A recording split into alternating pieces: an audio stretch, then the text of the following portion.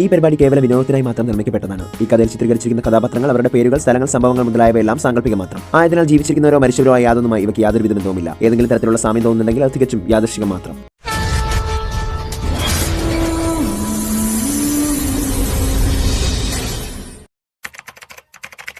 മത്സ്യകന്യകയാണ് ഞാൻ, മത്സ്യകന്യക.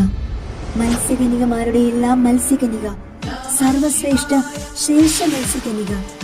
ഇനി ആ പാപികളുടെ എല്ലാം മരണമാണ്.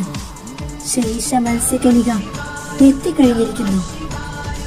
ഇനി നിങ്ങളെ ആരെയും ഞാൻ വെറുതെ വിടുമെന്ന് കരുതണ്ട. ശേഷ മത്സ്യകന്യക എത്തിക്കഴിഞ്ഞു. പെട്ടെന്ന് പ്രതയുടെ മുഖം വാടിയിരുന്നു. മോളെ, എന്താ നിന്റെ മുഖം പെട്ടെന്ന് വാടിയത്? അതമ്മേ, ഞാൻ ജീവനെ പോലെ കരുതിയ ഋഷിയേട്ടൻ എന്നെ തെറ്റിദ്ധരിച്ചു. ആ ദീപികയെ വിവാഹവും ചെയ്തു. മോളെ, ഞാൻ നിന്നോട് പറഞ്ഞില്ലേ, ഋഷി അവളെ നിന്റെ മുന്നിൽ വെച്ച് വിവാഹം ചെയ്തത് അവളോടുള്ള ഇഷ്ടം കൊണ്ടല്ല, മറിച്ച് നീ എന്ന പെണ്ണിനോടുള്ള അമിത സ്നേഹത്തിൽ മുറിവേറ്റത് കൊണ്ടാണ്. മാത്രമല്ല, ആ താലി കെട്ടലല്ലാതെ അവർക്കിടയിൽ ഇന്ന് ഒന്നുമില്ല. മെഹക് ഋഷിയുടെ ഭാര്യയെ അറിയപ്പെടുന്നു, അത്രമാത്രം. പിന്നെ നിന്റെ കുഞ്ഞ് ഇപ്പോൾ സുരക്ഷിതയായി ഇരിക്കുന്നുമുണ്ട്. ഇനി ബാക്കിയുള്ളത് നമ്മുടെ പ്രതികാരമാണ്. അത് നിറവേറ്റണ്ടേ? നീ പറ. പെട്ടെന്ന് പ്രത അവളുടെ കണ്ണുകൾ തുടച്ചു. ദേഷ്യഭാവത്താൽ അവൾ തുടർന്നു. അതെ, എന്റെ അച്ഛന്റെയും അച്ഛന്റെ കുടുംബത്തിന്റെയും കൊലയാളികളെ നിങ്ങൾ ഇനി കാണാൻ പോകുന്നത് നരകമാണ്. ഇഞ്ചിഞ്ചായി ഈ മത്സ്യകന്യക നിങ്ങളെ നശിപ്പിക്കും, കാത്തിരുന്നോ. ഇത്രയും പറഞ്ഞ് പ്രത മത്സ്യകന്യകയാകാനായി തുടങ്ങി. പക്ഷേ അവൾക്കതിന് കഴിയുന്നില്ല. അമ്മേ, എനിക്ക് മത്സ്യകന്യകയാകാൻ കഴിയുന്നില്ല. എന്തു പറ്റി എന്റെ ശക്തികൾക്ക്? കഴിഞ്ഞ 4 വർഷമായി എന്റെ മത്സ്യശക്തികൾ ഞാൻ ഉപയോഗിച്ചിട്ടേ ഇല്ല. ശരിക്കും പറഞ്ഞാൽ ഞാൻ ജയിലിലായതിനു ശേഷം. പെട്ടെന്ന് മേഘ പറഞ്ഞു. മോളെ, നീ ആ ദിവസം മറന്നുവോ? നീ ജയിലിലായത് ശുക്ലപക്ഷ പൗർണമിയുടെ തലേ ദിവസമായിരുന്നു. അങ്ങനെയാണ് നിന്റെ ശക്തികൾ പോയത്. അയ്യോ അമ്മേ, എന്റെ ശക്തികളില്ലാതെ ഞാൻ എങ്ങനെ അവരോട് പ്രതികാരം ചെയ്യും? മോളെ, ഞാൻ നിന്നോടൊരു കാര്യം പറയാൻ മറന്നു.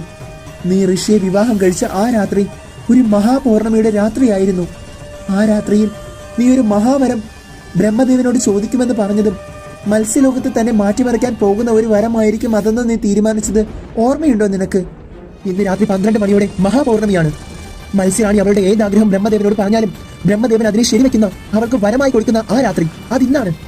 ഇന്ന് ഞാൻ ചോദിക്കുന്ന വരം അത് ഇന്നുവരെ ആരും ചോദിക്കാത്തതാണ്. ഓർമ്മയുണ്ട് അമ്മേ, നമ്മുടെ മത്സ്യലോകത്തിലെ ഞാൻ ഒഴികെയുള്ള എല്ലാ മത്സ്യങ്ങൾക്കും അതീന്ദ്ര ശക്തികൾ നൽകണമെന്നായിരുന്നു ഞാൻ ചോദിക്കാനിരുന്ന വരം. പക്ഷെ അന്ന് രാത്രി വരം ചോദിക്കാനായി ഞാൻ ക്ഷേത്രത്തിൽ പോയത് മാത്രമേ എനിക്ക് ഓർമ്മയുള്ളൂ. പിന്നെന്താ അവിടെ നടന്നതെന്ന് എനിക്ക് അറിയില്ല, ഓർമ്മയുമില്ല. പെട്ടെന്ന് മേഘ അതിനിടയിൽ കയറി പറഞ്ഞു. ഞാൻ പറയാം അവിടെ എന്താ നടന്നതെന്ന്. മേഘ ഒരു ഫ്ലാഷ് ബാക്ക് പറയാൻ തുടങ്ങി. അന്ന് നീ ചോദിക്കാൻ പോകുന്ന വരം ഇതാണെന്ന് എനിക്ക് അറിയാമായിരുന്നു. ആ വരം അവർക്ക് ലഭിച്ചാൽ പിന്നെ അവരെല്ലാം ശക്തിശാലികളായി മാറും. അത് നടന്നാൽ നിന്റെ അച്ഛന്റെ ഘാതകരോട് നമ്മൾ എങ്ങനെ പ്രതികാരം ചെയ്യും? അതുകൊണ്ട് അന്നേരം ഞാൻ തന്നെ നേരിട്ട് നിന്നെ വശീകരിക്കുകയായിരുന്നു. ഞാൻ മഹാമത്സ്യറാണിയാണ്. എൻ്റെ ഉള്ളിൽ മഹാമത്സ്യറാണിയുടെ പല പല ശക്തികളുമുണ്ട്. അന്നേരം ഞാൻ എൻ്റെ ചുണ്ടുകൾ അനക്കി പറഞ്ഞ കാര്യമാണ് നീ ബ്രഹ്മദേവനോട് ആവശ്യപ്പെട്ടത്.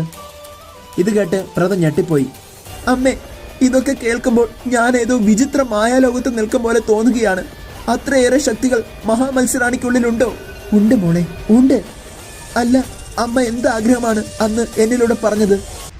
അത് മോളെ, ഞാൻ പറഞ്ഞ ആഗ്രഹം ഇതായിരുന്നു.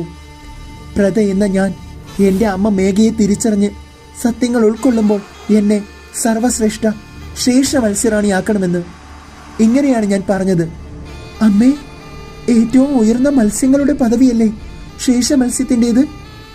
അതേ മോളെ, ഏറ്റവും ഉയർന്ന പദവിയാണ് ശേഷ മത്സ്യത്തിൻ്റെത്. എന്നെങ്കിലും നിന്നെ നേരിൽ കണ്ട് സത്യങ്ങൾ പറയുമ്പോൾ നിനക്ക് തരുവാനായി ഒരു അമ്മയുടെ ഉള്ളിൽ ഞാൻ മറച്ചു വെച്ചിരുന്ന സമ്മാനമാണ് ഈ പദവി, ശേഷ മത്സ്യറാണി. അമ്മേ എന്ന് പറഞ്ഞുകൊണ്ട് പ്രത വീണ്ടും മേഘയെ കെട്ടിപ്പിടിച്ചു. അതേ മോളെ, സത്യങ്ങൾ നീ ഉൾക്കൊണ്ടുകൊണ്ട് ഒരു മത്സ്യമായി മാറാൻ നോക്ക്. നീ ഇപ്പോൾ ഒരു മത്സ്യറാണിയല്ല, അതുകൊണ്ട് നിനക്ക് ശേഷ മത്സ്യറാണിയാകാനും കഴിയില്ല. പക്ഷേ ഒരു സാധാരണ പെൺകുട്ടിയായ നിനക്ക് ശേഷ മത്സ്യകന്യകയാകാൻ കഴിയും. എന്നിട്ട് പ്രതികാരം ചെയ്യും നീ അവരോട്. നിന്റെ അച്ഛനെയും അച്ഛന്റെ കുടുംബത്തെയും ഗാദിയെയും ഒക്കെ കൊന്ന ആ സീമ എന്ന മുൻ മത്സ്യകന്യകയോട്, നിന്റെ സഹോദരിയായി കൂടെ നിന്നിട്ട് നിന്നെ ചതിച്ച് നിന്റെ ഭർത്താവിനെ തന്നെ സ്വന്തമാക്കിയ ആ മെഹക്കിനോട്, നിന്റെ വ്യാജ അമ്മയായി ഇത്രയും നാളെ നിറഞ്ഞാടിയ ആ മാന്യതയോട്, ഓരോ പേരുകൾ മേഘ ഉച്ചരിക്കുമ്പോൾ പ്രതയിൽ രൗദ്രമുണർന്നെങ്കിലും മാന്യത എന്ന പേര് കേട്ടപ്പോൾ പ്രതയൊന്ന് പതറി. അമ്മേ, മാന്യതയമ്മ ഒരിക്കലും ഒരു ക്രൂരയാകാൻ സാധ്യതയില്ല. എന്റെ ദേഹത്തൊരു മുള്ളു പോലും കൊള്ളാതെ വളർത്തിയ മാന്യതയമ്മയോട് ഞാൻ എങ്ങനെ പ്രതികാരം ചെയ്യും? ഒരു നിമിഷം മേഘയും ഒന്ന് അടിപതറി. നീ പറഞ്ഞത് ശരിയാ മോളെ. മാന്യതയുടെ പെരുമാറ്റത്തിൽ എന്റെ ഉൾക്കണ്ണിലും ദുരൂഹതയൊന്നുമില്ല. പക്ഷെ ശ്രദ്ധിക്കണം, നീ മാത്രമല്ല, നീ ശേഷ മത്സ്യകനികയായാൽ ഇന്ദ്രനീലത്തെ ആ ദുഷ്ടരുടെ കയ്യിൽ നിന്ന് നീ രക്ഷിക്കണം. ഇതെല്ലാം മനസ്സിൽ ഉറപ്പിച്ചുകൊണ്ട്, നിന്റെ ശത്രുക്കളെ എല്ലാം മനസ്സിൽ കണ്ടുകൊണ്ട് നീ ഒരു മത്സ്യകനികയാകാൻ നോക്കും മോളെ.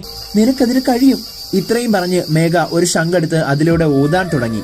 തന്റെ കൈകൾ നെഞ്ചിന്റെ എതിർ ദിശയിലായി വെച്ച് പ്രത ഒരു മത്സ്യകനികയാകാനായി ശ്രമിച്ചു.